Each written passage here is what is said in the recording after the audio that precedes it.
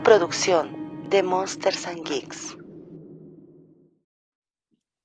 Pero bueno, vamos a hacer primero la bienvenida, ¿no? Formalmente estamos arrancando el episodio 17 de The Profundis Box, como estaba diciéndoles hace un momento, con el tema de asesinos seriales. La idea que tenemos es abarcar una trilogía de programas no consecutivos, quizás espaciándolos cada 2 meses, no lo sé, ya nos pondremos de acuerdo con ello. Hoy hablaremos en general qué es el asesino serial, qué se diferencia de otros asesinos, cómo son los modus operandi, algunos famosos, para que en una segunda parte hablemos ahora sí ya de quién es el top de asesinos, ¿no? Y no es como un concurso de popularidad o competencia, porque estoy echando a ver el feo, sino más bien es como dar esta información de estos personajes que han atrapado, sobre todo en Estados Unidos, en Rusia, otras partes del mundo, para que en un tercer episodio digamos, bueno, esos personajes también existen en México, hay bastantes famosones, algunos no los llegaron a atrapar, pero ya hablaremos de ellos a detalle en próximas emisiones. Ya les dije que aquí está Ishel Romero. Saludos, Ishel. Hello, hola a todos. Lorena Hernández. Hola, hola a todos. Pedro Banda. Hola, ¿qué tal? Bienvenidos. Y Vico Vázquez. Hola. Y pues acá está Vicente Cabrera. Entonces vamos a dar inicio. Bueno, por acá nos puso José Antonio Morales. Yo dije, ya me dejaron como novia de pueblo, emocionada, vestida y alborotada. No, José Antonio, acá andamos un poquito tarde. Oli Santos también dice, hola. Hola, Oli. Hola, Pues bien, gracias. entremos en materia. El asesino serial, ¿qué es? ¿Cuál es la definición? ¿Qué se diferencia de otros asesinos? A veces se llega a confundir, por ejemplo, la terminación con el asesino en masa. Ahorita yo creo que Lore nos va a decir entonces detalles sobre esto. Es que empezamos contigo, querida Lore. Ok.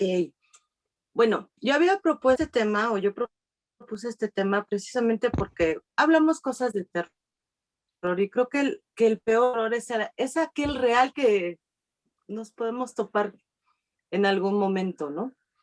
Y esto de los asesinos seriales es realmente, no sé si la palabra correcta sea fascinante.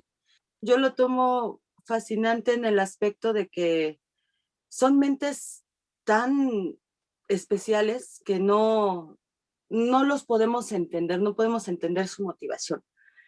Un asesino serial, así como tal, por definición, es un sujeto que asesina a 3 o más personas en un lapso de 30 días o más, con periodos de entre cada muerte, y su motivación regularmente es la gratificación psicológica proporcionada por esas muertes. Están motivados por diferentes impulsos psicológicos, en su mayoría ansia de poder y compulsión sexual. Algo que los diferencia o que los hace notar es que sus crímenes son similares y las víctimas comparten rasgos en común, sea raza, sexo, edad, ocupación, etcétera. No es lo mismo, como decía Capi, no es lo mismo que los asesinos en masa, que esos son, por ejemplo, ¿cómo se llama este culto que murieron varios? Ayúdenme, chicos. Luz del cielo, del paraíso, algo así. Algo así que se suicidaron, fue suicidio en masa, pero motivados por el pastor o guía, o no sé cómo se le llamaba. Y tampoco son lo mismo que los asesinos relámpagos. Sí, era la secta Puerta al Cielo. ¿Perdón? Era la secta conocida Puerta como al Cielo. Y tampoco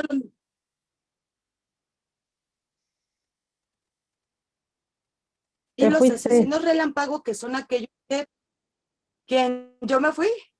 Sí, un poquito. Congelas un poquito. Unos segundos.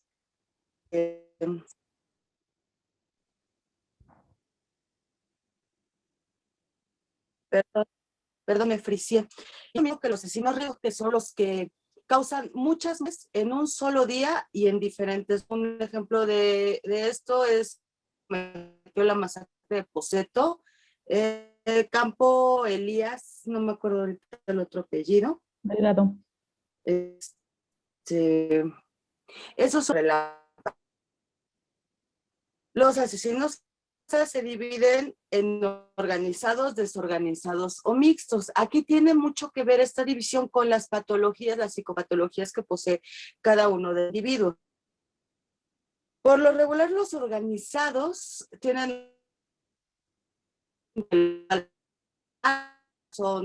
planean más, cuidados, dejar pistas, no dejar huellas. Organizados, según esto, tienen un coeficiente intelectual un poco más bajo. Los mixtos se les atribuye a la impulsividad, a la falta de control de impulsos. Ahora, sus motivos se pueden dividir en visionarios, que tienen trastornos delirantes. Por ejemplo, los que se creen la reencarnación de Hitler o que tienen no sé, un sentido de narcisismo tremendo. Los misioneros, los que dicen que escuchan la voz de Dios, del diablo, de un ángel que les dice que tienen que hacer tal cosa. Los hedonistas, que son simplemente los que matan porque se les dio su regalada gana el día de hoy. Y los que manifiestan poder y control. A los asesinos seriales también ¿cómo se dice? Se les liga a lo que es la tríada psicopática, que es la piromanía, el sosadismo y la eneuresis nocturna, y actualmente se les liga también con lesiones cerebrales en el área prefrontal cerebral. Eso en resumidas cuentas es lo que es clínicamente un asesino en serie. Ahora sí, chicos, ya di la introducción, van. Bueno, a mí me gustaría añadir nada más quién fue el que acuñó ese término de serial killer, que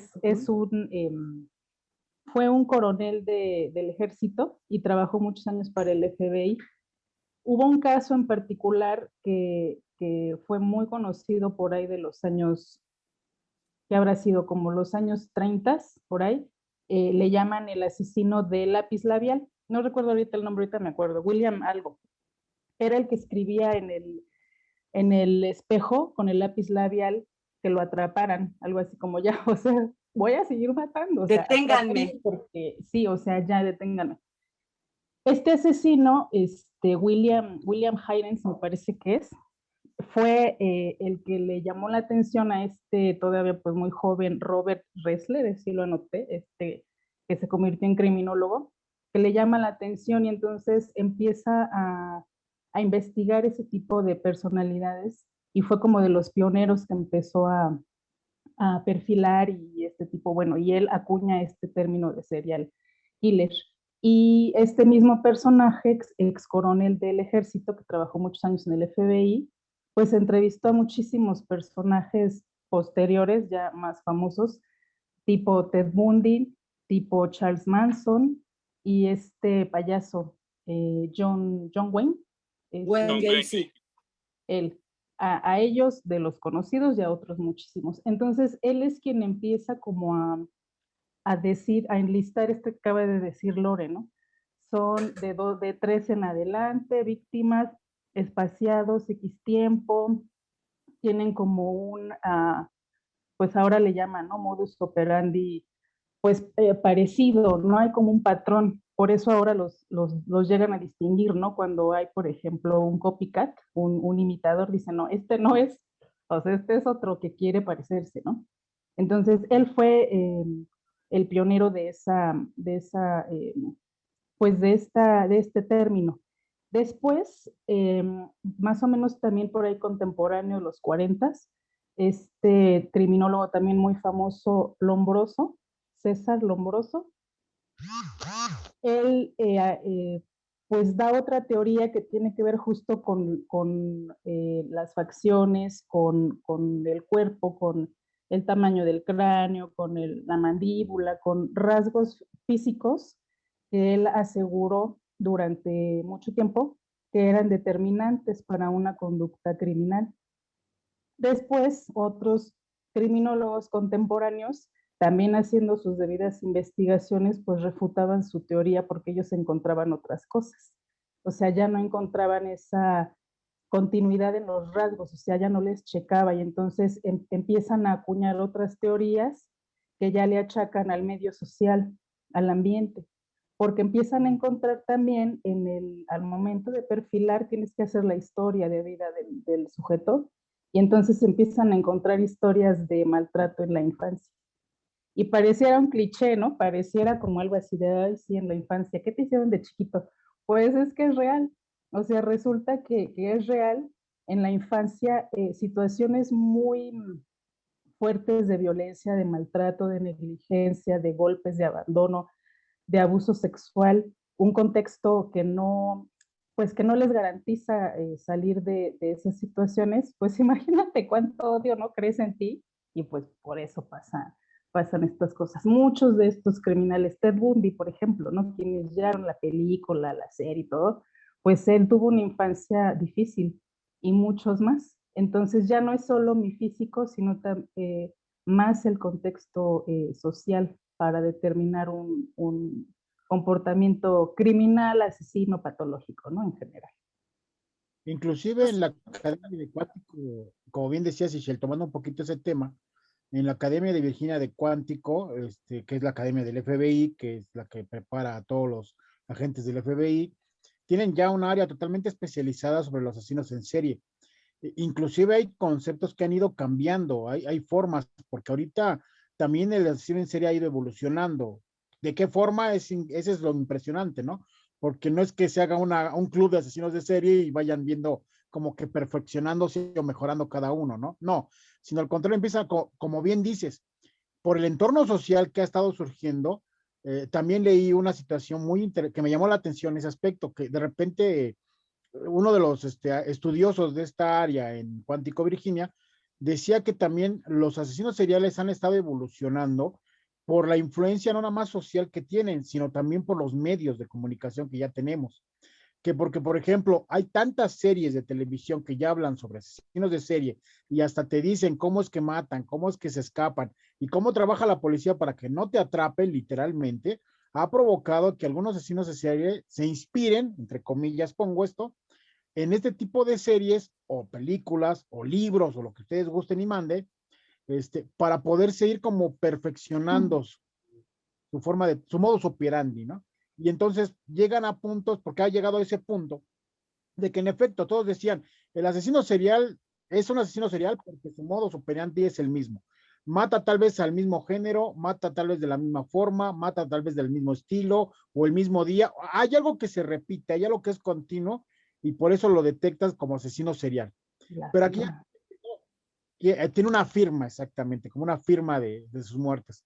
Pero los más peligrosos y los más letales asesinos seriales que están surgiendo en las últimas décadas son los que ya no tienen este modus operandi, ya lo han superado, o sea, han traspasado esta situación. Por darle un ejemplo, había algunos que mataban puras mujeres y tal vez era una mujer rubia o pelirroja y nada más, o mujeres de tal a tal edad y ya. Y había otros que, por ejemplo, nada más mataban hombres, y a hombres así de tal a tal edad, porque tal vez era la representación de su papá, King Toots.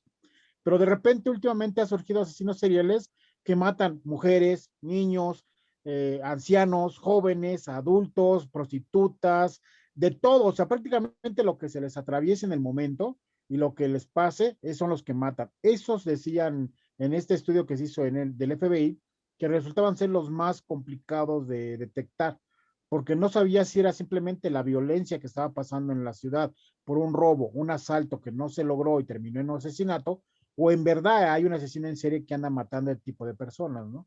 Entonces también eso hasta ha evolucionado en los asesinos seriales a los que eran antes y a los que tenemos hoy en día. Ahora también, actualmente lo que que los estudios o el avance del estudio clínico ha permitido es separar lo que es el psicópata y el sociópata, que son dos comportamientos diferentes. Sí. Hay algo que quiero aclarar aquí. Como dice Pedrito, viendo ya tantas series, tantos programas acerca de, el término o la palabra psicópata se ha tergiversado bastante. La psicopatía es un rasgo de personalidad que tienen o tenemos muchas personas. ¿A qué me refiero?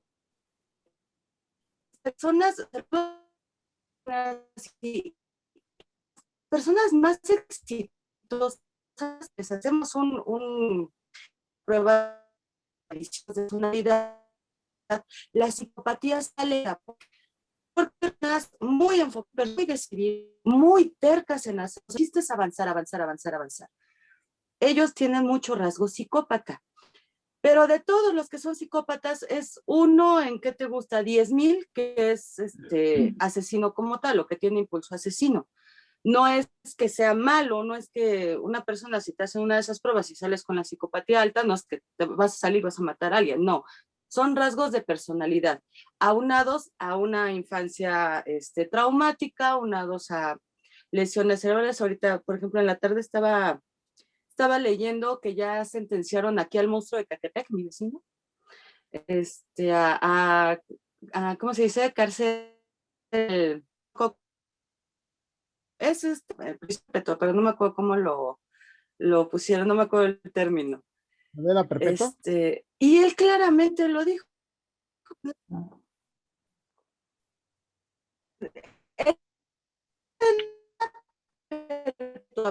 Pero en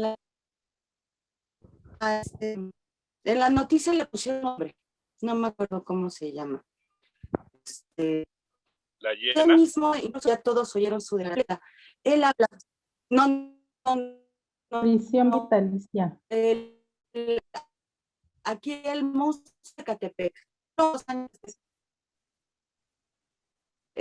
pues lo traumático que fue su infancia, y esta parte de que dice que se subió una escalera, se cayó, o sea que él era malísimo en la escuela, sube una escalera, se cae, se golpea muy fuerte en la cabeza, perdió el sentido por varios minutos, y que cuando despierta, oh my God, o sea, después ya era un genio en matemáticas, que después antes no sabía ni cuánto era 1 más 1, y después dice que se le hizo ya muy fácil la escuela. Eso es lo que se habla de las lesiones cerebrales, porque incluso en muchos asesinos seriales anteriores se ha detectado, sea tumores, sea golpes, sea algún tipo de traumatismo craneoencefálico en la parte prefrontal. Ahora, los asesinos en serie yo creo que han existido por toda la vida, y está de los más conocidos, pues el primero más conocido sería Jack el Destripador, que es alguien que pasó la historia sin saber quién fregados era, pero que se dedicaba a matar mujeres prostitutas de cierta área y con el mismo modus operandi. Sería yo creo que el primero que tenían por ahí anotado, pero pues, supuestamente atrás, seguramente atrás hubo muchísimos más. Como aquí en México no tenemos esa ¿cuál sería? Calidad de investigación, pues seguramente aquí en México también tenemos un buen, y si no los tenemos, los creamos. O sea, los cárteles se dedican a insensibilizar a las personas, se dedican a hacer sus propios asesinos seriales. Entonces, no estamos exentos, ningún país está exento, incluso en los lugares más tranquilos. Ahí está el asesino otaku en Japón. Ahorita se me fue su nombre, el que un asesino serial en fuera. O sea, todos los países tenemos nuestro acervo de asesinos seriales. Como bien dices, y como dando nada más un dato anecdótico, perdón, déjame tirar el chicle. Como bien dice, los asesinos seriales vienen desde mucho antes. Tal vez el concepto no se tenía, no teníamos la palabra para describir asesino serial, por ejemplo. Es un concepto ya más moderno, pero de que había ese tipo de personalidades, ese tipo de acciones, por supuesto que lo sabía. Desde el Imperio Romano hay ya escritos y comentarios de este tipo de patologías, pero claro, en su momento no les llamaban así, en otros nombres. Pero ya existían registros de asesinos seriales en la época de Roma. Y se menciona mucho Roma porque es el que tenía más grandes registros, ¿no? Pero también se cree que Roma sacó muchos de esos registros de todas las civilizaciones un poco más atrás, ¿no? Que también de ahí dijo, bueno, mira, estos civilizaciones un poco más atrás de Roma también ya tenían ciertos registros, entonces Roma los retoma como para poder explicar la situación también por la que él estaba pasando, que también tenían ese tipo de sujetos. Y no nada más sujetos, también había mujeres. Había muchos registros sobre mujeres asesinas seriales en la época de Roma. Vico. Ahora estás muy callado.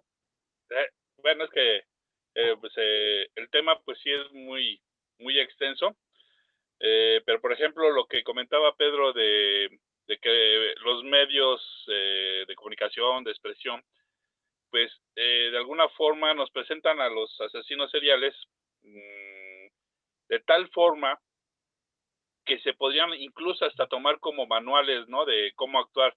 Y ahorita estaba yo pensando, por ejemplo, en la novela de Bret Easton Ellis, American Psycho se llama la novela. Si no la han leído, es harto recomendable. Bueno, si tienen pero hay que tener un poquito de estómago fuerte, porque si esta novela pues es toda una... ¿Qué pasó? ¿Qué? Digo, estómago fuerte. No, digo, Pedro también decide, pues, a lo mejor ya no, pero por ejemplo, alguien que no está habituado tanto a las cuestiones de terror o o detalles así, la novela la verdad sí es muy muy gráfica, muy descriptiva. El estilo de Ellis es muy pues muy detallada en ese aspecto, ¿no? Y bueno, la novela, como les digo, pues narra las aventuras de Patrick Bateman, si no me equivoco el nombre del personaje. Pues él es un asesino, pues se le puede considerar serial por el hecho de que asesina montones de personas, ¿no? Bueno, al menos en la novela te lo va especificando. La novela también, pues, de pronto es un poquito así como que ambigua, porque juega entre que si es una fantasía, es un alucine del protagonista, o realmente él está haciendo todo lo que dice, ¿no? Pero bueno, aquí lo interesante es que toda esta cuestión, él va como, te va explicando sus acciones, y pues es como si fuera un manual, ¿no? Pues, desde el hecho de que cuando va a matar a alguien, por ejemplo, cubre todo el departamento o lugar donde lo va a hacer con plástico, ¿no? Y ya pues ya tiene así listas sus bolsitas y elementos diversos para deshacerse de los cuerpos. Y también te dice, no, pues ahora voy a ocupar tal o cual otra arma, voy a hacerlo así, asado, y incluso te describe cómo hace las cosas, ¿no? O sea, hay una parte de la novela donde te describe una tortura donde se involucra un tubo no recuerdo si es de PVC, de metal o algo así, y una rata y una persona herida, ¿no? Ahí se los dejo a la imaginación.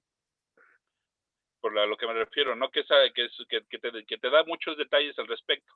Entonces, pues sí, de pronto causa tanta fascinación o es tan atractivo de pronto, es una fascinación medio morbosa, medio oscura, que tienen muchas personas, incluyéndonos a nosotros, a lo mejor no porque queramos ser o que queramos aprender a ser un asesino, ¿no? ¿Cómo le llaman en el Criminal Minds? Los ignotos, ¿no? Los ignotos. Los ignotos, ¿no? Ese término me gusta mucho porque así como que se oye más elegante y más interesante que pues, un asesino serial, ¿no? O sea, como que le da más caché al personaje. Bueno, los ignotos, pues, sí pueden tener sí pueden causar esa fascinación, sobre todo porque tienen esa capacidad de hacer lo que se les antoja en el momento que se les antoja, ¿no? Lo cual, pues, habla de que, pues, de alguna forma son libres de hacer lo que se les antoje, ¿no? Y todavía tienen la capacidad o el cinismo, o sea, el cinismo que se puede considerar una capacidad para poder, pues, regodearse de eso y, pues, saberse impunes, ¿no? Que pueden hacer lo que quieran de alguna forma y no los van a castigar, porque incluso, pues, esa es parte también de su actuar, ¿no? Esa es la parte de la fantasía o de la emoción, el que yo me voy a burlar de los demás porque yo soy más hábil, ¿no? Soy más inteligente, a lo mejor no tan simple la cuestión de que soy más inteligente, ¿no? Pero sí es la emoción de a mí no me van a atrapar fácilmente, ¿no? Entonces, pues curiosamente, pues, los medios, yo creo que también a la par de que avanza la sociedad, pues como decía Pedro, pues evolucionan los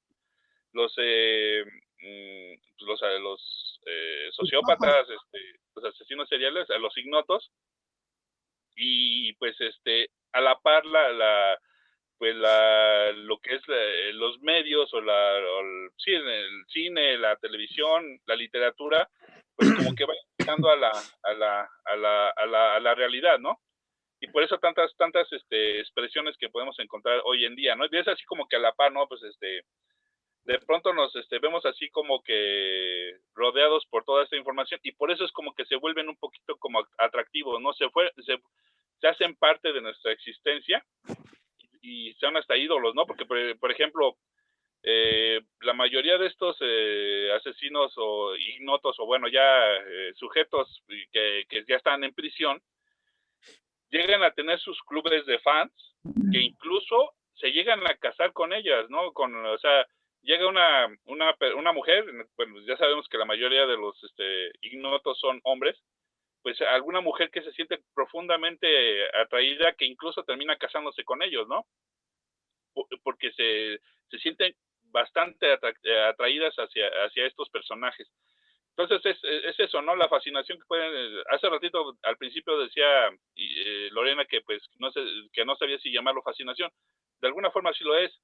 Y pues habla también mucho de cómo somos nosotros como personas y como depositarios o receptores de todas estas cuestiones, de estas influencias sí, de personalidades que incluso pues, llegan a ese estatus de rockstar, ¿no? Sin que hagan algo loable, como pues, que incluso como los músicos o un escritor o todo eso, que llegan a tener sus fans, ¿no? Bueno, eso sería en parte, hay algunos detallitos que podríamos agregar, pero pues a ver ahorita cómo avanza la plática, ¿no? Sí, pues simplemente el tema de la idolatría que dices es este romanticismo, por llamarlo de alguna forma, entre los medios y los asesinos seriales o los personajes que hacen cualquier crimen. Es un ejemplo tonto que voy a decir ahorita, pero por ejemplo, ahorita las redes sociales con los ladies y los lords. No sé, un güey se pasa de pendejo con alguien más, lo humilla, lo sobaja en su trabajo y realmente todo el mundo comparte los videos, quizás para exponerlos, sí, ese es el principal motivo por el que se hace, para evidenciarlos, pero muchos lo repiten porque le agarran gusto a esto, ¿no? O sea, les gusta, si no ver a la gente que sea humillada, sí darle reflector a estas personas, ¿no? Que se comportan de esta forma. Y lo digo así porque, pues como ahorita Víctor dice, ¿no? Los medios como tal, el cine sobre todo, nos ha enseñado a tenerle esa atracción por esos personajes, ¿no? El ejemplo más claro es Asesinos por Naturaleza, este guión de Quentin Tarantino y dirigida por Oliver Stone, que realmente es ese paso de cómo los criminales los atrapan, pero los reflectores están encima de ellos, se hacen sondeos donde la misma gente los defiende, dicen, ok, son víctimas del mismo sistema, son víctimas de su pasado, son víctimas de su familia, y se vuelven mártires de algún modo. Entonces, personajes gracias a la televisión, al cine. Otro caso son los personajes de la familia Firefly, de Rob Zombie, que es La Casa de los Mil Cuerpos, la segunda, Los Rechazados del Diablo, y Los Tres del Infierno, ¿no? La tercera parte.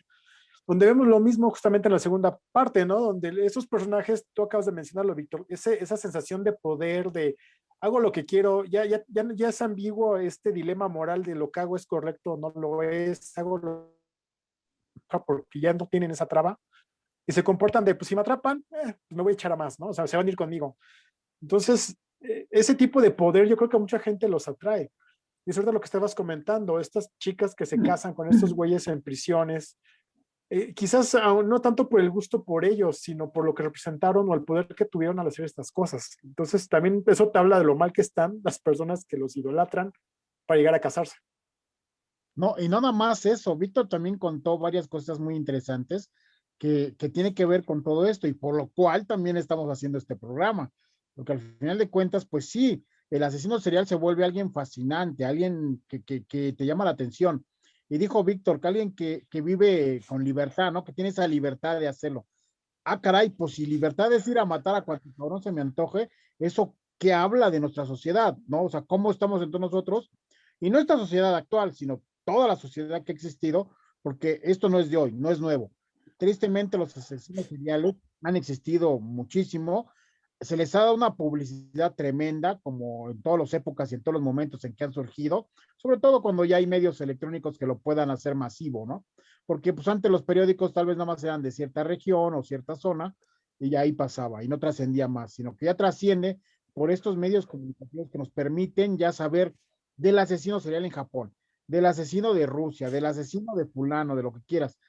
Entonces, eso permite que literal, como lo dijeron, vuelvas a este asesino serial un rockstar, una persona que causa fascinación, la cual no debería, pero no lo hace, nos provoca. Entonces, no tanto esto que habla de él, sino que habla de nosotros como sociedad, como individuos, que habla de nosotros, que seguimos hablando y seguimos fascinando y seguimos queriendo saber más de la situación de estas personas, que a veces sabemos más de él o de ellos que de otras personas que han hecho logros enormes, ¿no? Por ejemplo, los que no conocemos su trabajo, doctores que han encontrado enfermedades, que han curado enfermedades y nadie se entera, ¿no? Y nadie se acuerda y de repente, pues sí, ahí está, chido.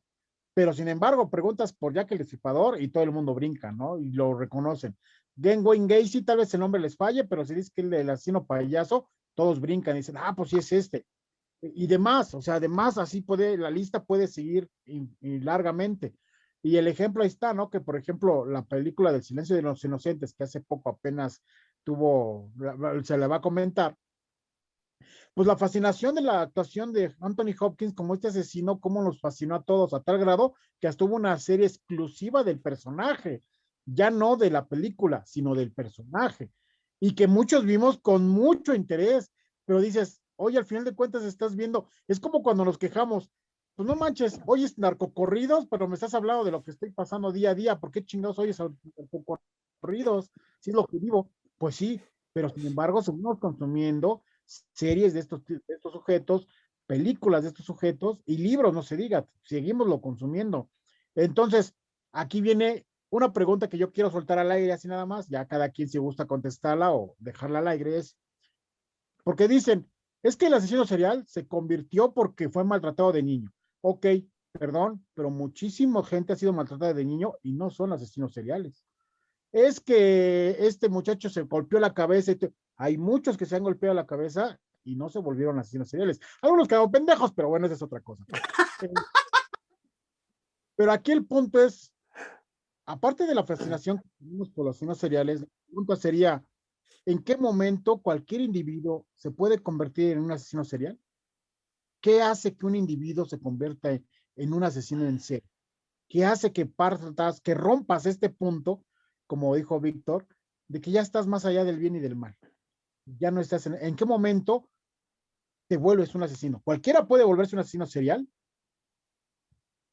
Y si es así, Fíjate que yo estaba pensando precisamente en eso que estás ahorita comentando, Pedro, para la preparación de este programa, que actualmente, pues el país que tiene más asesinos seriales, digamos, como que registrados o que los han contemplado por las cuestiones de cómo suceden pues los asesinatos o los casos es en Estados Unidos, ¿no? Es que son el mundial, creo que tienen el 70 y tantos %, pero bueno, aquí lo que yo pensaba o lo que disertaba era que, por ejemplo, si no habrá personas que no necesariamente tengan estas patologías como un asesino o como un ignoto, pero por el simple hecho de que, pues, o sea, sean muy inteligentes, ¿no? O sea, o que tengan esa como pasión por hacer algo prohibido o que no, o no, o moralmente no permitido o no legal, todo eso, pero que sea como que lo haga más consciente que un asesino serial, ¿no? Y por lo mismo, o sea, lo planeé todo, ¿no? Pero ahí está lo curioso, porque a la vez que no necesariamente podría presentar los rasgos de un asesino serial, pero sí resultaría serlo por la forma en que está planeando todo, ¿no? Entonces, así como que la cuestión, ¿qué nos impediría o qué nos arrojaría a ser asesinos seriales, ¿no? A lo mejor, si lo planeara uno mucho, así como que, a ver, si yo hago tal cosa, lo voy a hacer de tal forma. La policía, bueno, aquí en México, pues a lo mejor sería relativamente fácil porque nuestras autoridades pues, son medio, como que les falla la cuestión de cómo investigar, a lo mejor no les interesa porque, pues, por muchas cuestiones, ¿no? Incluso aquí en México, ¿cuántos asesinos seriales podrían estar funcionando por la impunidad que, pues, por desgracia, nuestro sistema tiene, ¿no? O sea, que permite o que no no tiene la capacidad o no tiene el interés para perseguir incluso a criminales, digamos, como menores, ¿no? O sea, es como que ¿qué tanto podría ser un asesino serial tan psicópata o dañado mentalmente, cerebralmente, a uno como pues, una persona normal que de buenas a primeras, porque está aburrido, pues voy a matar a mis vecinos, ¿no? O lo voy a hacer algo para romper el esquema cotidiano, ¿no? Hay que también ser justos. Rápido, y si ahí voy rápido. Hay que ser justos. Si Estados Unidos dicen que es el número uno, por ejemplo, de los asesinos seriales, bueno, señores, pero es que también es el país número uno que se ha dedicado a investigar ese tipo de situación ya en serio, en forma profesional. ¿Cuántos otros países lo han hecho? Yo te puedo apostar que fácilmente, tal vez en Latinoamérica, superaríamos por mucho en los asesinos seriales que hay en Estados Unidos. Simplemente que no hay la cultura, no hay el conocimiento, no hay la educación para poder detectarlos, no hay una profesionalización en el ámbito, en todos los ámbitos, policíacos, a todos los niveles, para poder, no nada más culpar a la policía, porque no tiene culpa, porque tal vez ni siquiera tiene la preparación para poder detectar esto. Entonces, nos falta en ese aspecto mucha cultura, no nada más a México, sino a todo el mundo, lo considero, para poder hacerlo. Estados Unidos sí se adelantó y empezó a hacer esa cultura y profesionalización por eso hay criminólogos, por eso hay gente especializada totalmente en esto. Entonces, obvio, detectas. En otros países no lo hacen, pues obvio, por eso sus números dicen, pues aquí no hay. No, pues no hay porque no investigan, no hay porque no hay un estudio que lo haga. Por eso es que no lo tenga. Y te lo puedo apostar que en Latinoamérica también tenemos nuestros colita que nos pisen, pero lamentablemente no hay esta profesionalización, esta educación para que sean detectados o a tiempo y demás. Ahora sí, perdón, y si le ibas a decir. Sí, eso que dices es cierto.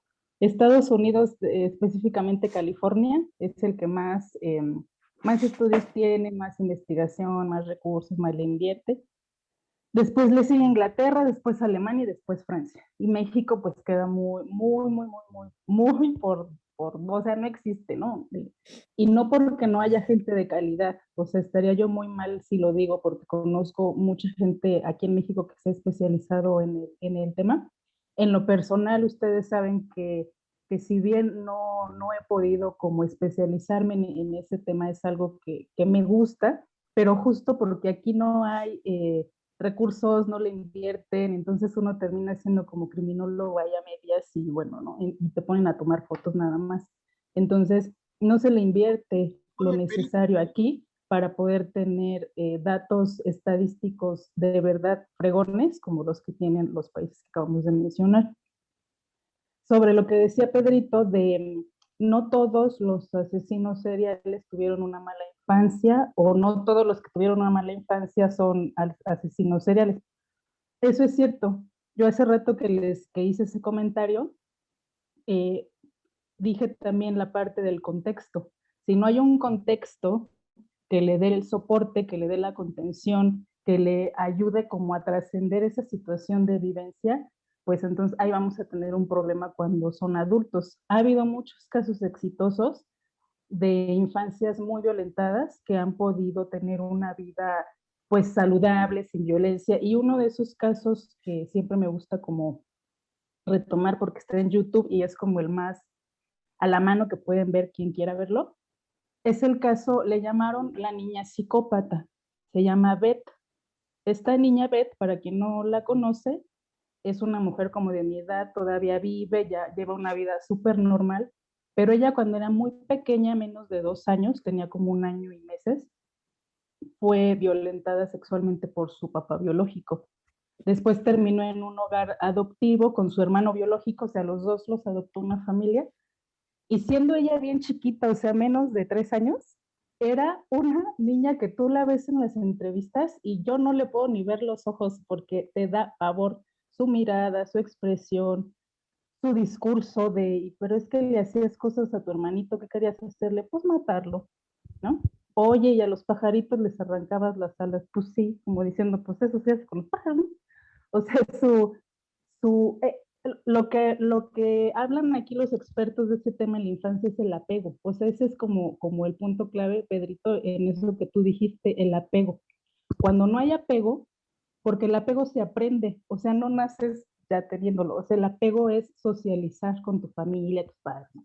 Entonces, si hay un apego saludable, pues vas a ser una persona amorosa, ¿no? Como nosotros. Pero si no hay un apego saludable, no puedes comportarte de manera pacífica con alguien. Entonces esta niña tenía un apego pues totalmente violento y era su forma de socializar. Entonces ese es como el... Y del apego hay muchos estudios, sobre todo posteriores a la Segunda Guerra, con niños que quedaron huérfanos o con niños que fueron institucionalizados. Tan solo ver esos videos, ver sus caras, su rostro así, su mirada perdida, o sea, cero vínculo. Por eso se habla que el psicópata no tiene empatía, o sea, la empatía es como el vínculo. Entonces, ese creo yo que es como el punto clave de por qué unos sí y por qué unos no, porque es el contexto. Si tienen el apoyo, ya la hicieron, y si no, o sea, ahí vamos Se a seguir. perdieron. Exacto. Y otra cosa que iba a decir, cuando mencionó Vico el libro de Psicópata Americano, oye, además, lo que decía este señor que mencioné hace rato, Robert Ressler, él fue como consejero o como algo así para muchas historias que se llevaron a televisión. Cuando él las veía, ya como en pantalla, él decía, no, o sea, es que no era así, porque le ponen demasiado glamour.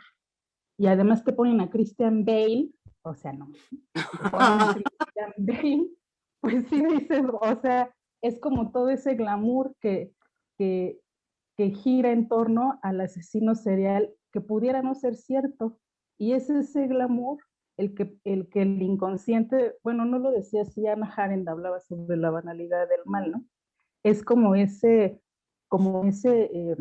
entre que sí lo haría y entre que no, pero si me voy a ver así y si las chavas me van a seguir, o sea, como esa ambivalencia, y ya lo hablaba Platón, ¿no? Las carrozas estas de las almas, o sea, siempre estás como en esa ambivalencia y te lo Claro. ponen bonito en el cine, es como los narcos, o sea, es la vida de glamour, olvídate que a lo mejor llevan una vida muy corta y los van a matar y lo que sea, pero es ese glamour detrás de, y yo creo que pasa lo mismo con el asesino serial. Con la serie de Hannibal, a mí en lo personal, ustedes saben que me gusta mucho, ¿no? Y entonces también es eso de decir, ay, o sea, este güey sí me lo pones enfrente, y es todo ese glamour, su música clásica, su vinito, pues dices, no, ¿cómo, cómo no te van a llamar la atención? O sea, es sumamente tramposo, o sea, sí, es feo, o sea, es feo asumir que, al menos para mí, que me llamen la atención, ¿no? O sea, está muy cabrón asumirlo. Pero hay puntos Y- de la realidad supera inclusive la ficción, porque en efecto, había asesinos seriales de eso se basaban para ser asesinos seriales, por ser hombres muy atractivos. Y había otros muy pinches feos, como el hijo de Sam, que Casi era un... todos son feos, pero te los ponen guapos en la pantalla, en el cine. Porque Creo al que final Ted de Bundy era el único guapo real, más, o sea, guapo entre comillas, ¿no? O sea, comillas, exacto. Pero como lo acabamos de decir, lo que pasa es que en los medios, pues lo que quieren es vender. O sea, no va a vender la American Psycho, no iba a tener tal vez el éxito mediático o mediano que tuvo si no hubiera estado el galán de Christian Bale. O sea, pones a un pinche Pedro Banda ahí, van a decir, pues este pinche gordo feo, ¿quién le...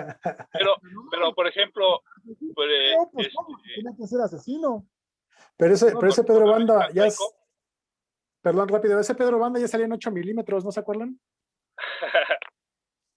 A mí no me Sí, pegó nada, no me maltrató mi mamá, yo lo hago porque lo disfruto y lo gozo. También es, o sea, ahí hay dos puntos, ¿no? Uno, en la novela de American Psycho, pues al protagonista te lo describe Ellis como muy, bueno, es atractivo de alguna forma, y sobre todo porque se cuida, ¿no? O sea, él se viste con nomás, que le puede Pura dar su dinero, ¿no? Se Ajá. hace sus tratamientos, Faciales. de cremas, pues, de cuanta cosa para tener un X, o sea, el peinado, todo eso, pues de alguna forma también lo está haciendo como atractivo, ¿no? Digo, tú lees la novela y obviamente pues te lo imaginas y dices, no, pues si era un galán, porque incluso el sujeto pues iba al gimnasio, ¿no? Y tenía así la condición física muy bien llevada. Pues sí, cuando lo presentan en cine con Christian Bale, pues dices, pues sí le llega, ¿no? Porque a lo mejor sí le puede dar como que el aire a lo que está describiendo en la novela, pero pues también lo identificas como posible galán de otras películas, ¿no? ¿Y qué más iba de lo que acabas de decir ahorita, Pedro? ¿Qué fue lo que dijiste? ¿Qué dijiste que te dije que era buen punto? Ya se me fue. Perdón por interrumpirte. No, es que lo acababa de decir Pedro y yo lo estaba, pero bueno, ahorita a veces se me acuerda. Tata, aterriza la idea de nuevo. Lo que decía Shell, pues es parte de esa ensoñación de lo que hace el asesino serial, ¿no? Al final de cuentas, si recuerdas, en la serie de Hannibal, el mismo Hannibal estaba ayudando a William a buscar otros asesinos. Entonces, es una justificación de, mira, que te caiga bien este criminal porque de los peores es el menos malo en este momento, ¿no? Y aparte ese glamour de como dices, la música clásica, la preparación de la comida, aún sabiendo qué comida es, sí le pedías un taquito, ¿eh? O sea, yo sí veía esos platillos en la tele y decía, no, pues sí se antoja, aunque sean ribeyes humanas esas, ¿no? No importa. Y otro personaje que me vino a la mente cuando Michelle estaba hablando es Dexter. Una justificación más de un asesino que dices, bueno, este es un asesino de asesinos. O sea, está haciendo el bien de alguna forma aplicando el mal. Pero también la gente lo idealizó. Es una serie que a mucha gente le gustó, salvo el final de la última temporada. Pero se gana a sus fans por lo que hace y te olvidas de quién es realmente, ¿no? Algo que también ahorita comentaste con los series de narcos. O sea, todos esos cabrones son feos. Si tú pones a puro galán de televisión en estas narcoseries, pues obviamente las mujeres caen rendidas, ¿no? Ese es el chiste. Y que el mismo hombre ve ese empoderamiento de, ay, pues yo quisiera ser como ese güey porque quiero tener la lana, las mujeres y esa cara, ¿no? Y esa pinche casa. Y la troca y todo lo demás. Entonces, es un juego, al final de cuentas, que los medios nos están dando. Y regresamos al punto de hace rato, como la misma media nos hace esa ensoñación y ese glamour falsos para que caigas rendido a sus personajes. Y es como funciona todo esto. Si quieren, déjenme leer algunos comentarios que se nos contaron. Ya. Varios. Si hay algo que quieran comentar de los mismos comentarios, pues me dicen, ¿no? Tenemos a Estefanía Vázquez que dice, ese tipo de temas me encantan. Siempre veo muchos casos sobre algunos asesinos, a pesar de no conocer a muchos. Apunta, los temas de los asesinos siempre me recuerdan algunas anécdotas que he oído sobre El hombre de gris o también Albert Fish, el payaso Pogo. Esos para mí fueron bastante interesantes entre sí. José Antonio Morales nos pone una liga donde básicamente nos dice que el FBI ya declara a Samuel Little como el asesino serial más prolífico en la historia. Hay que echarle un ojo ahí a esa liga. Y otra que nos puso de un anexo de asesinos seriales, ahora sí que el número de crímenes y asesinatos, que bueno, nos servirá mucho para otros podcasts de este tema. Dan Coronel dice, saludos sociópatas. Recomendación del libro Jack el Destripador y otros asesinos en serie de Ariadna Bielba. Muy interesante estudio sobre el psique y diferencias entre asesinos en serie y multihomicidas, dejando atrás el estudio craneal depredador y la aparición del copycat.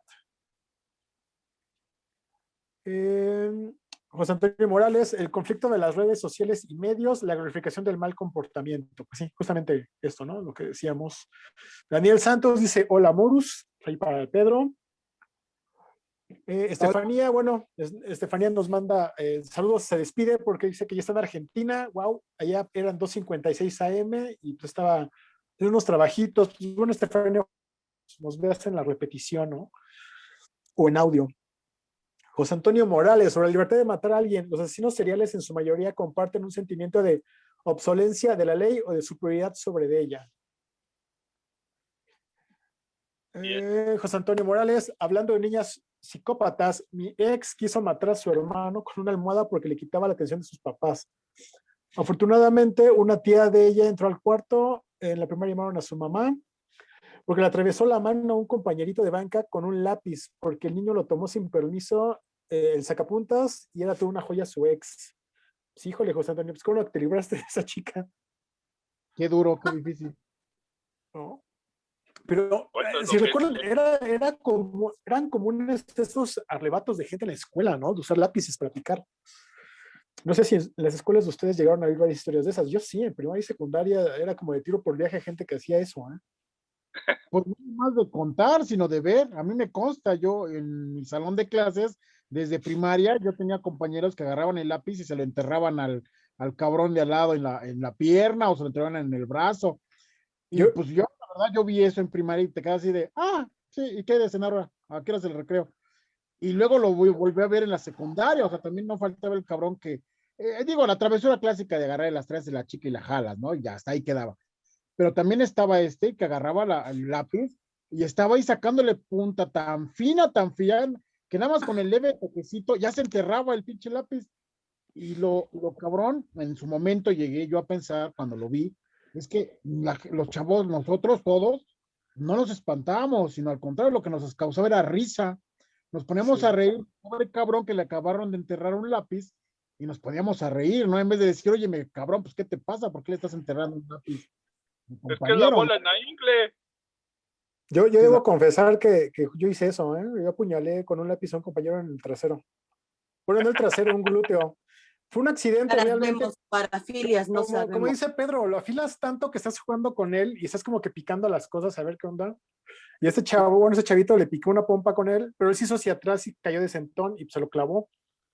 Entonces fue un accidente, pues sí, es de alguna forma propagado por mí, pero pues yo no era psicópata ni lo soy, obviamente. Lo bueno Pero es que todavía pasa. no se estrenaba la película de Batman con el Joker. Y que voy a desaparecer este lápiz. No, yo te hablo como de 1976, 87, por ahí así. No, pues te digo, si no te hubieran acusado de imitar a la media. Un copycat de Joker. Ándale. Sí, pero es común eso, ¿no? Que muchos niños hay este tipo de comportamiento como la chavita que ya describí Shell hace rato, lo que ocurría. Pues todo viene del hogar, ¿no? El maltrato familiar, el maltrato infantil. Regresando a tu pregunta, Pedro, de hace rato, te la contestó muy bien Michelle ya. Creo que está de más decir otra cosa, pero pues sí, si tienes alguien que todavía te mantenga cuerdo, te jale al buen comportamiento, pues ya la libraste. Si eres alguien que no le importa a los adultos, pues ahí tienes ese tipo de personas.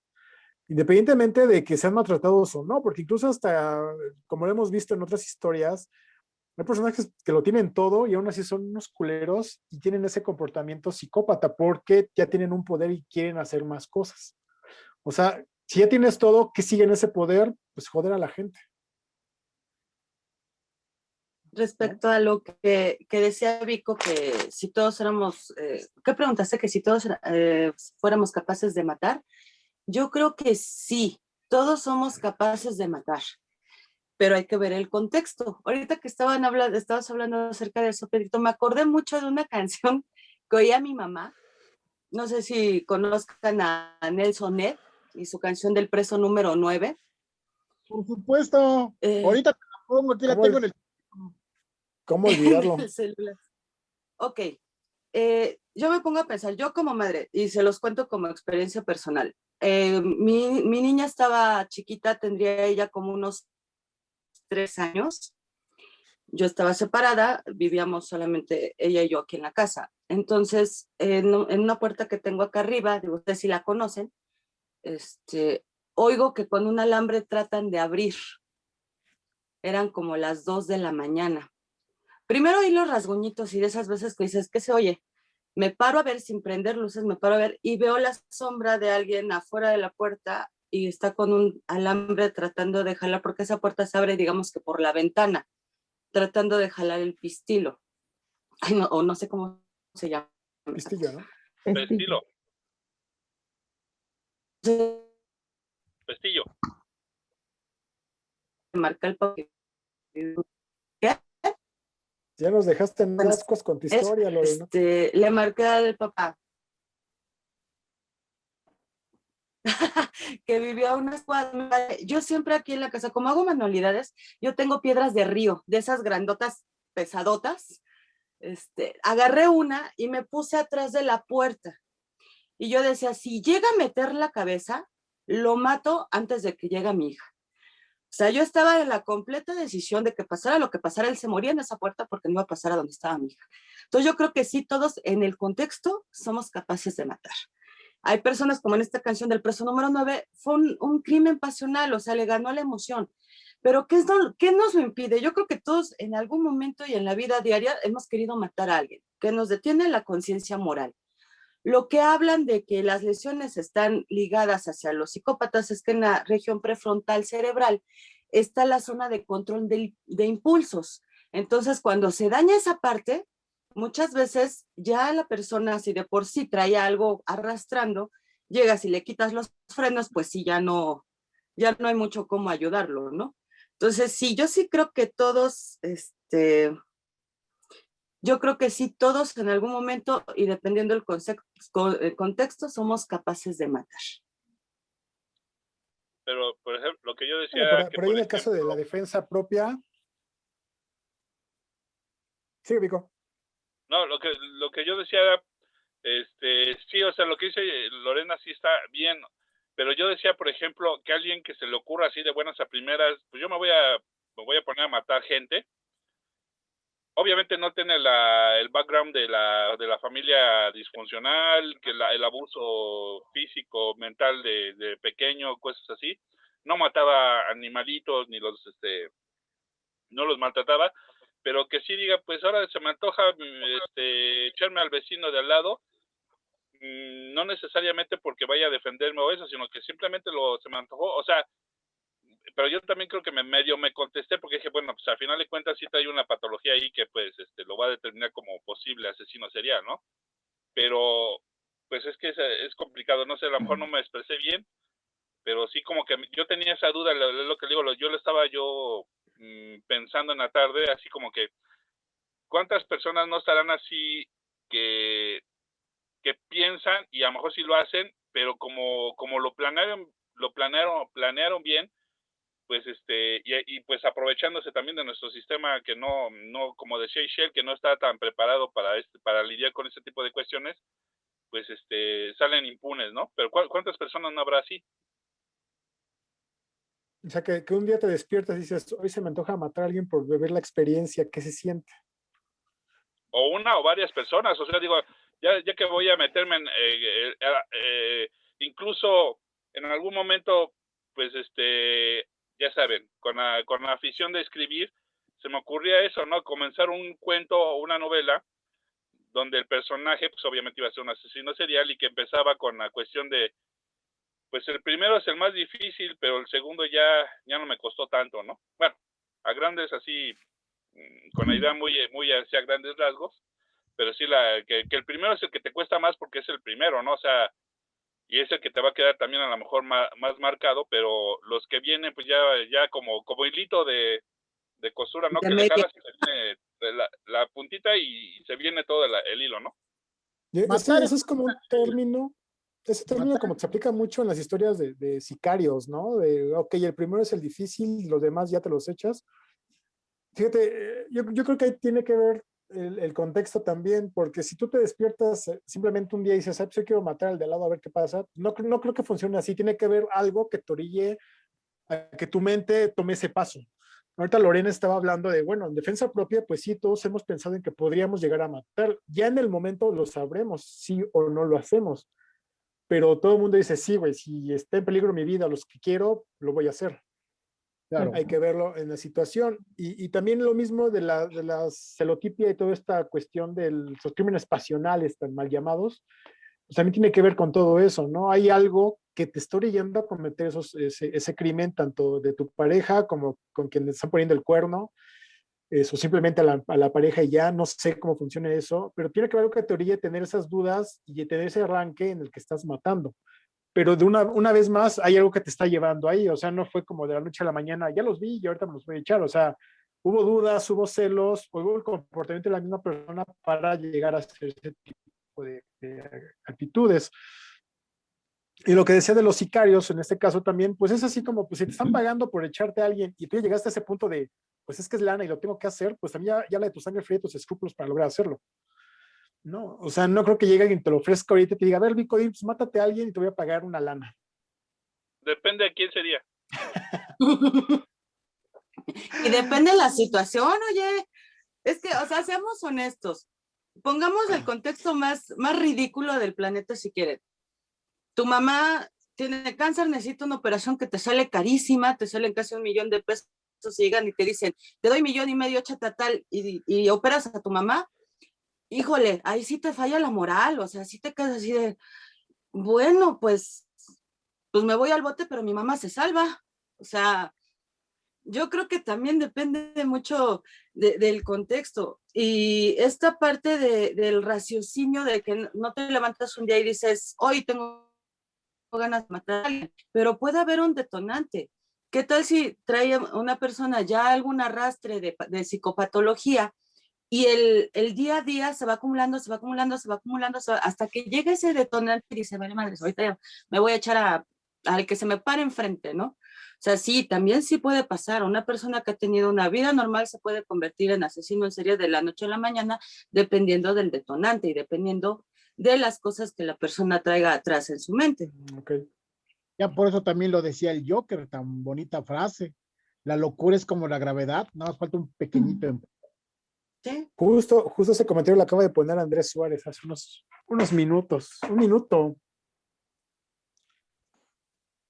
Sí. Hola, Andrés.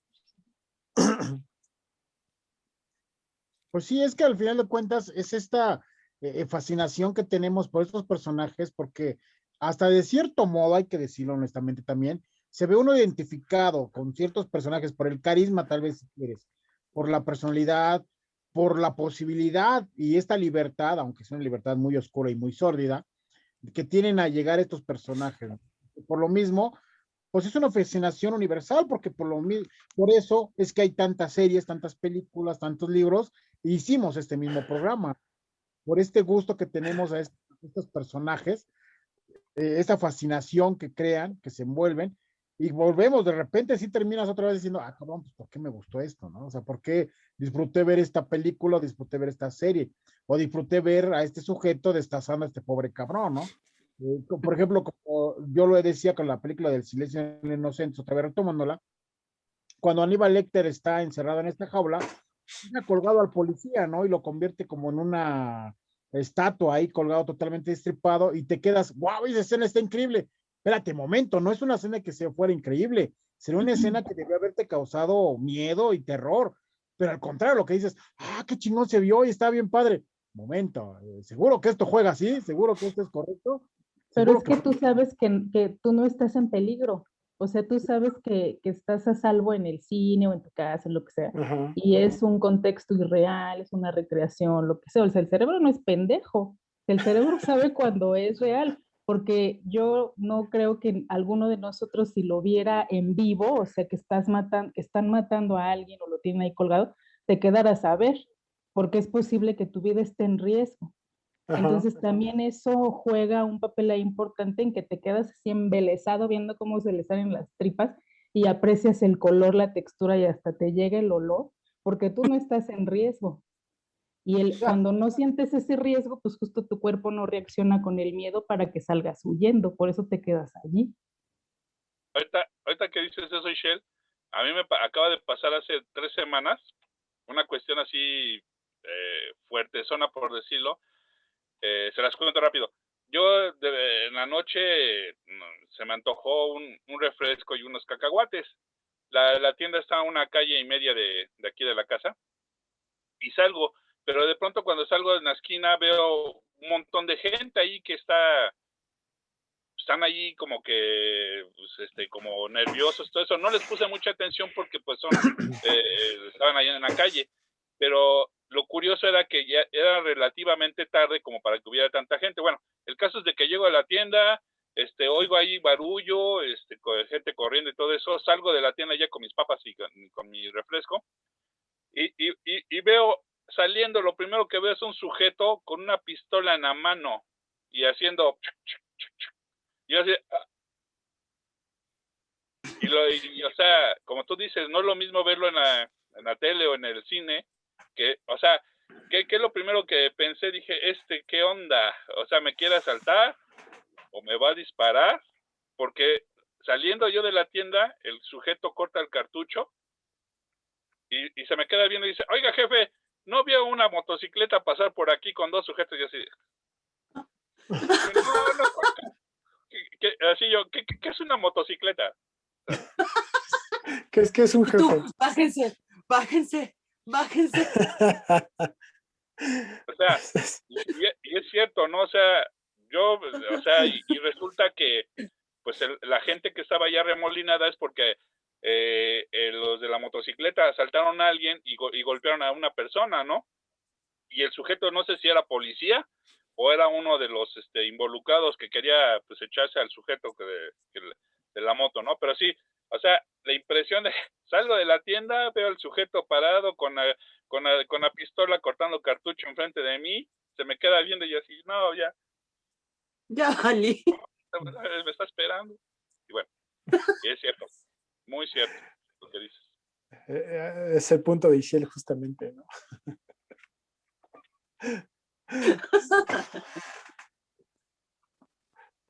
Pero regresando a esa escena que decía Pedrito, pues también es que así está hecho el cine, ¿no? Para que con la iluminación y la posición de la cámara se luzca todo tan esplendoroso y digas, wow, qué chido se ve. Es el punto, ¿no? Estético, esa es la Que ni te palabra. preguntas cómo chingón se colgó Aníbal Lecter para poner ese cabrón ahí arriba y con qué se ayudó y lo jaló. Es bueno, técnicamente está cabrón y con el tiempo encima, ¿no? Porque ahí vienen los polis subiendo el edificio. Pero es parte de la magia del cine, entonces pues no hay bronca. Déjenme otros comentarios más que llegaron por acá. Uno con Vico y otro en contra de Vico. Bueno, no en contra del Vico, pero lo que dice Dan Coronel. Ese Vico no se tomó sus pastillas de las 8 y anda queriendo matar gente para ver qué se siente. Ja, ja, ja, ja.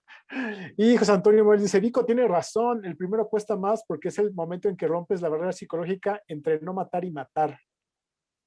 Justamente, Andrés Suárez, lo que comentábamos, la frase del Joker y el empujón. Andrés Suárez también dice, ¿cómo será con el que mata por obligación?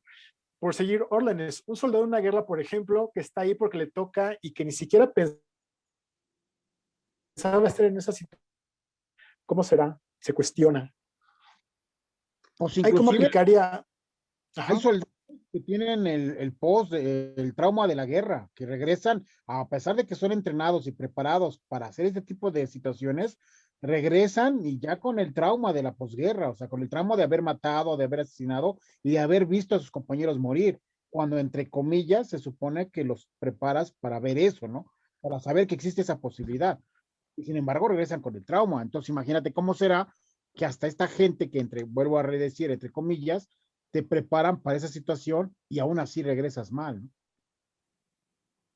Pues sí, pero digo, al final de cuentas, en una situación de batalla, pues ya es pues tengo que matar para sobrevivir, pero el trauma se va a quedar, al final de cuentas, ¿no? Es algo que tienen que vivir. Y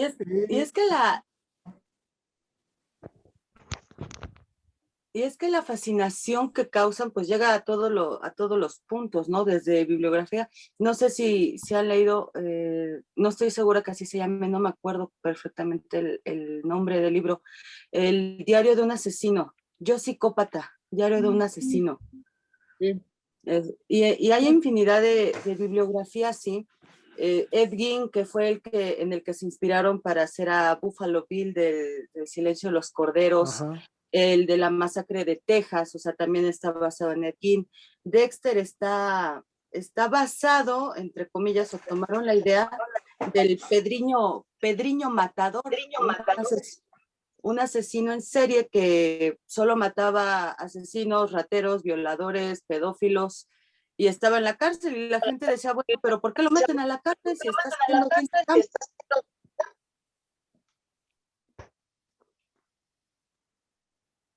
Ya, me callé por el eco. Por la ley. Entonces,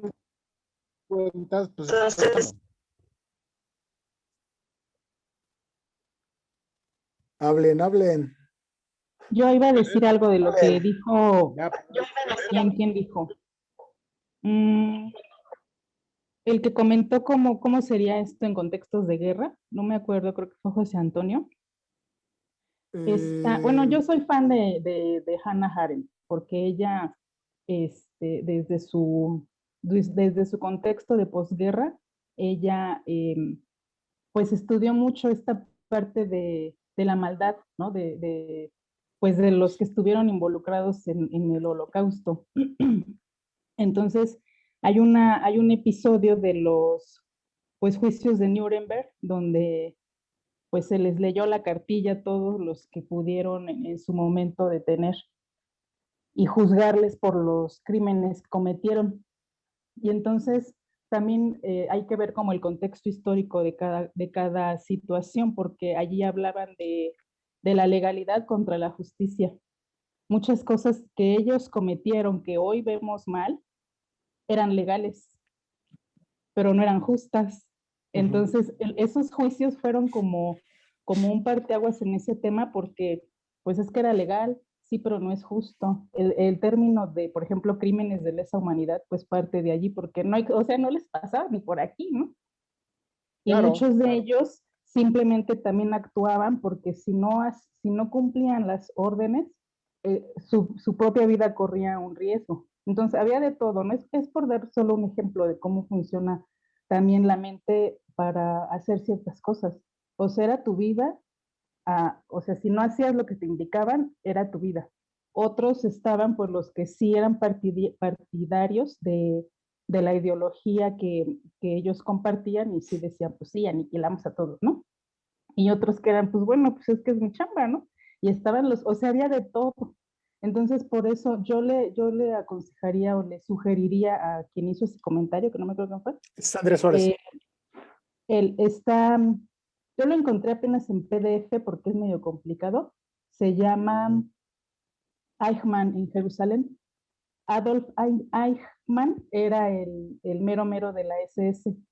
Entonces, allí Hannah Arendt ahí se descose con esta parte ahí viene su capítulo de la banalidad del mal, donde dice, bueno, sí lo hacemos, no o sea, ahí lo explica todo y a mí me encanta, o sea, es un librote como de 200 hojas, pero te lo echas en 3 tardes, ¿no? Y explica mucho de ese comportamiento, de, pues sí, o sea, todos somos capaces de hacerlo según en el contexto en el que estemos.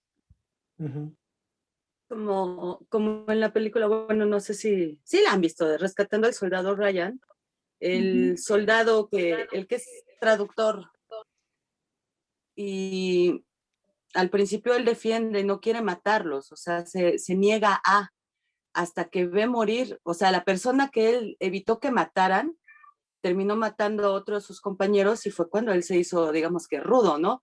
Tuvo que responder exactamente igual que los demás, porque él no se explicaba con qué facilidad los otros mataban personas. Entonces, esta parte, y de ahí fue donde partió lo que es la psicología proyectiva, las pruebas de psicología proyectivas. Se le tomó más seriedad a este tipo de trastornos y las consecuencias, porque el hombre que se iba a la guerra nunca era el mismo hombre que regresaba. Ahí están los que están en Irak, disculpen mi ignorancia si es Irak, de Estados Unidos, que tienen que regresar a tomar terapia toda su vida, porque es algo terrible para ellos y son terrores nocturnos. La familia llega a correr peligro porque entran en brote psicótico y atacan a lo que tienen enfrente. Entonces, es realmente muy difícil para una mente que no, aunque estén desensibilizados, para una mente, no sé, no, me atrevo a decir, una mente buena, cargar con todo eso, cargar con todo ese horror, cargar con toda esa muerte, es algo que sí trastorna y dobla terriblemente la mente, ¿no? Pues sí. Por acá, Andrés Suárez dice, le hubieras tirado a la cara a tus cacahuates como si fueran estrellas ninja, ve from Vico. José Antonio Morales, ejemplo de acumulación emocional, mal día, la película de John Q, situación extrema con Denzel Washington, y yo también te anexaría ahí la de Un día de furia se me fue el nombre de este actor, Michael Douglas. Sí, que aunque él realmente no mata, creo que sí llega a matar a alguien, pero no se trata de estar asesinando, simplemente te dice cómo la acumulación de situaciones hacen que estalles en algún momento dado, ¿no? José Antonio Morales, y Shell está comentando algo muy importante sobre lo de Nuremberg, sobre la justificación de los asesinatos en masa, la normalización de la crueldad. ¿Cómo ven? ¿Quieren agregar algo más? ¿Quieren algo más que decir para que ya cerremos esto? Pues mira, yo ahorita aprovecho que me acordé. Hay una película que se llama Tenemos que hablar de Kevin. No sé si la han visto. Sí, claro. Sí. Y esta película, pues sí está densa en el aspecto de que pues, el chavito pues tiene ahí un montón de ondas, ahí nubes psicológicas, que pues realmente él no es una persona que lo estén abusando y todo eso. Bueno, en general la película está muy buena porque hace todo una pues análisis, estudio, presenta una situación que pues podría desatar en que el chico se convierta en asesino serial, que de hecho lo hacen, ¿no? Bueno, si tomamos en cuenta los parámetros que se han comentado, ¿no? De que matar más de 3 personas y todo eso. Bueno, no les cuento la película para aquellos que no la han visto, porque es una película que como que no es muy comercial, por decirlo así, pero sí la recomendaría para que vean, por ejemplo, cómo una persona se puede convertir en asesino así nada más casi de la noche a la mañana, ¿no? Y cómo la familia lidia o convive con él, ¿no? La única que tiene así como que problemas con él es la mamá, que ella es la que sí se da cuenta qué onda con el niño, pero el papá no le cree porque el niño lo manipula, ¿no? O sea, lo controla a su antojo, y el papá, no, estás loca, o sea, la loca es la mamá, ¿no? No el niño. Pues, ¿cómo crees? Él es, no hace nada de lo que tú dices, ¿no? Entonces esa película, ahorita me acordé de ella, por todo lo que hemos estado platicando, ¿no? De cómo se hace o nace o se hace un asesino, ¿no?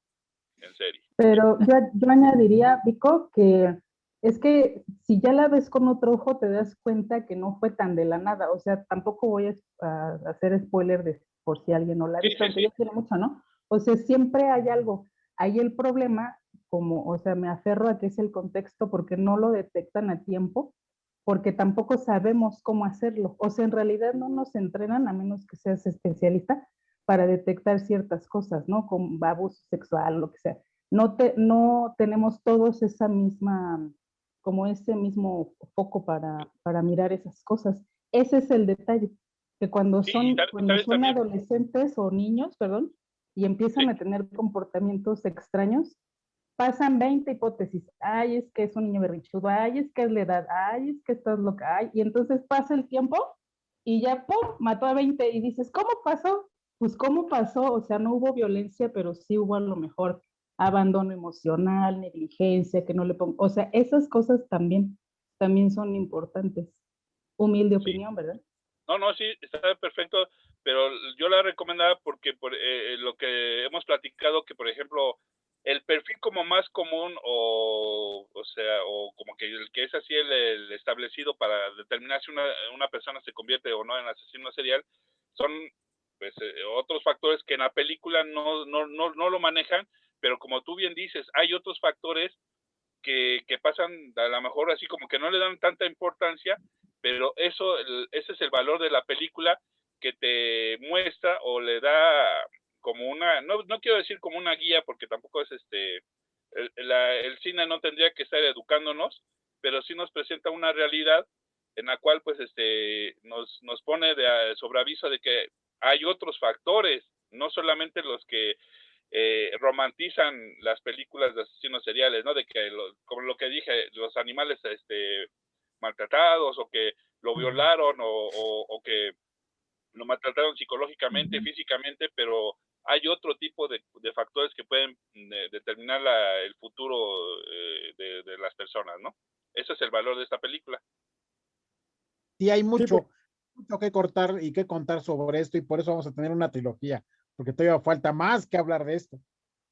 Sí, no, ahorita ya lo que decía Vico, justamente esta de idealización como antihéroes de estos personajes, hay un chorro de películas, pero hay otras más que son como una clase de denuncia o, si bien como ya dijiste, no es una guía porque no está educando, es una alerta de aguas porque hay estos símbolos, hay estos signos, hay esto que puedes relacionarlos. Por ejemplo, también la película de Henry, Retrato de un asesino en serie, que es una película que está vista desde una perspectiva tan fría como el mismo personaje que da título a la película, que hay escenas que te dejan así como helado y no estás viendo realmente nada gráfico. Yo recuerdo una donde simplemente sube una chica a su auto, corte A, siguiente escena está el día solo, ¿no? Haciendo otra cosa, dices, ¿y la chica dónde quedó? Entonces, esos tipos de cosas también juegan con tu mente. Por acá nos puso, a ver qué les digo, se me perdió el comentario, está arriba, arriba, arriba.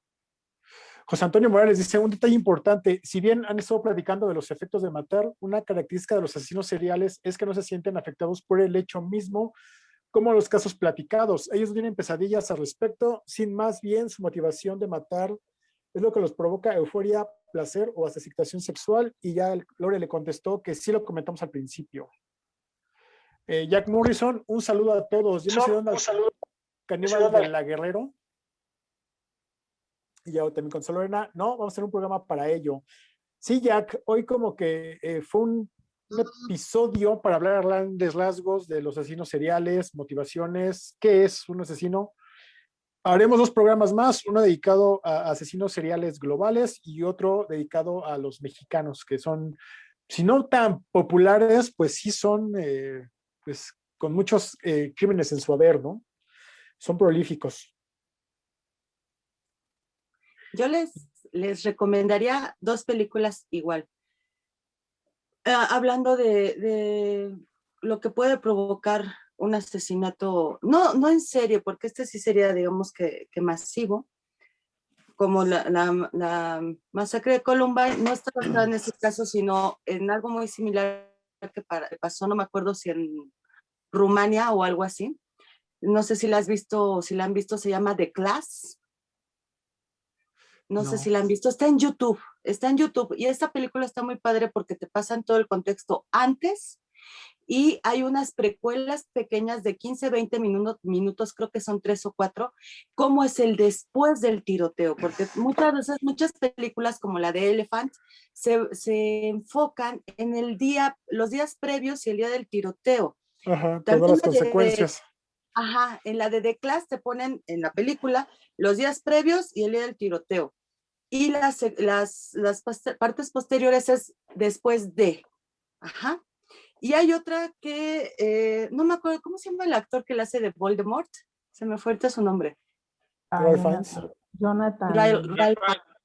La de ¿Algo? Spider. Él se convirtió en un asesino, pero porque su mente, o sea, él era esquizofrénico. Entonces, véanla, es muy interesante también cómo es ese quiebre mental. Es de Cronenberg, ¿no? ¿Esa o me equivoco? Spider, sí. Tengo la película, no me acuerdo. Sí, es la dirección. Órale, pues bueno, pues yo creo que con esto ya damos por terminado el tema de hoy. El Pedrito Banda ya por ahí cayó. Ha caído. Pedrito caído. Y pues gracias a todos los que nos estuvieron viendo en vivo, a quienes nos están escuchando en Spotify y demás plataformas, ahora también en YouTube. Gracias por vernos. Y pues no queda más que dar las gracias a Ishel, a Lorena, a Vico y a Pedrito, aunque no estén, por un buen programa de esta noche. Ya nos veremos la siguiente semana, ya tendremos por ahí, ¿qué tenemos pendientes de temas? El charro negro y cuál era el otro. ¿No se acuerdan?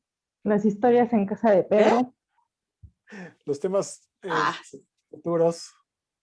Bueno, ya veremos con cuál tema les damos sorpresa la siguiente semana. Gracias por vernos. Que tengan buena noche y descansen. Chao. Bye. Chao.